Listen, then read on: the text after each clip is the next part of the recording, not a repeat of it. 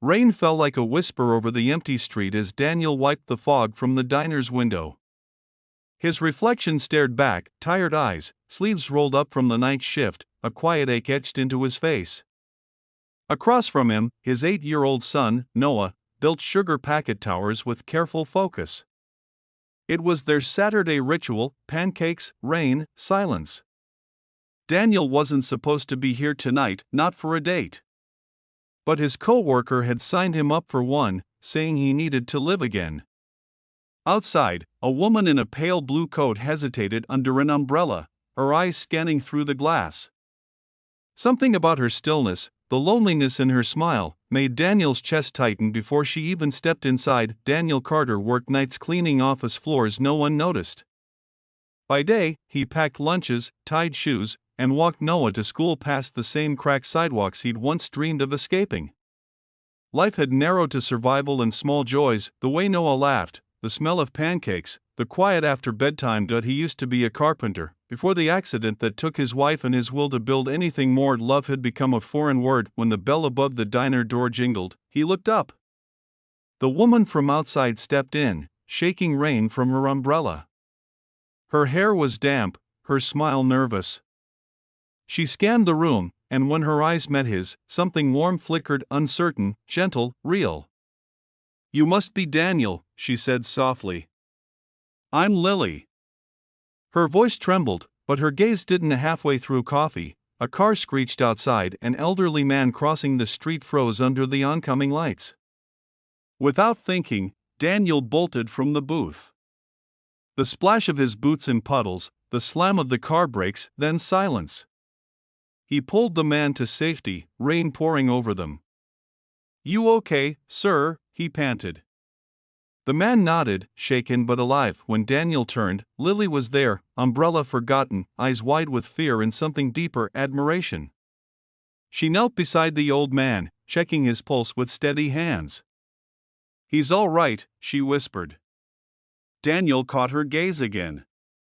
For a fleeting second, the world slowed, the storm, the traffic, everything faded but her. Back inside, drenched and trembling, she smiled faintly. "You didn't even think. You just ran." Daniel shrugged. "Someone had to." Lily's voice softened. "That's exactly what my mother used to say."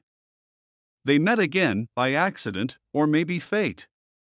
Daniel took Noah to the library the next week, only to find Lily behind the front desk, sorting returned books. She looked different in glasses and a soft gray cardigan, but her smile was the same, kind and unsure. Noah instantly adored her.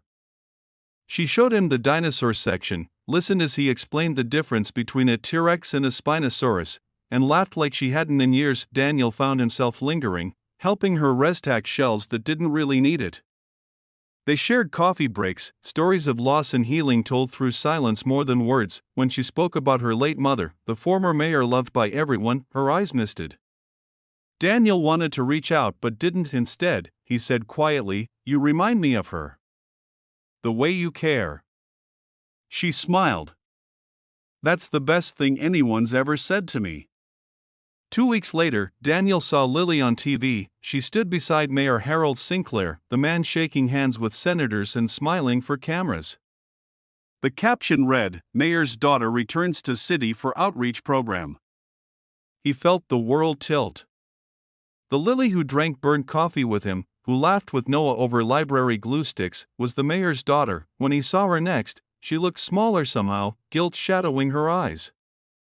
"I wanted to tell you," she whispered. "I just needed to feel normal." Daniel's voice was rough. "You think pretending was normal?" "I scrub floors for people who don't see me."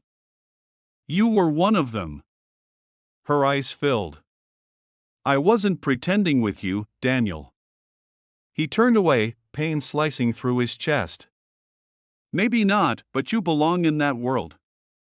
"I don't." She didn't follow. The silence between them said everything. A week later, Daniel's building caught fire. The alarms wailed, smoke curling through stairwells. He carried Noah down 12 flights of choking heat, clutching him until they burst into the cold night air. Fire trucks screamed, lights flashing red across the chaos through the crowd. Lily appeared, coat flung over her nightdress, barefoot, terrified. She pushed through the barricade, ignoring the officers. "Where's Daniel? Where's Noah?" When she saw them, smoke-streaked, trembling, she ran straight into his arms. No hesitation, the cameras caught everything. The mayor's daughter clinging to a janitor and his son in the middle of a burning city. Daniel held her, not caring who saw. "Why are you here?" he whispered. "Because you ran into fire for strangers," she said through tears. "Did you really think I'd stay away from the man who ran into my heart?" For the first time, he didn't pull back. A month later, Daniel sat outside the rebuilt library, Noah asleep on his lap. Lily joined him quietly, two steaming cups in hand. The tabloids had called it the love story the city didn't deserve. The mayor had given Daniel a job restoring old public buildings. But what mattered most was simpler, the peace in her smile, the laughter in Noah's eyes, the way rain smelled less like sorrow and more like beginning. "You ever think about how we met?" Lily asked softly. He nodded. "Yeah. Feels like fate tripped us into each other." She smiled. "Or maybe it rained just to wash away the past." He reached for her hand, fingers intertwining. "Sometimes love doesn't find the rich or the poor. It finds the brave."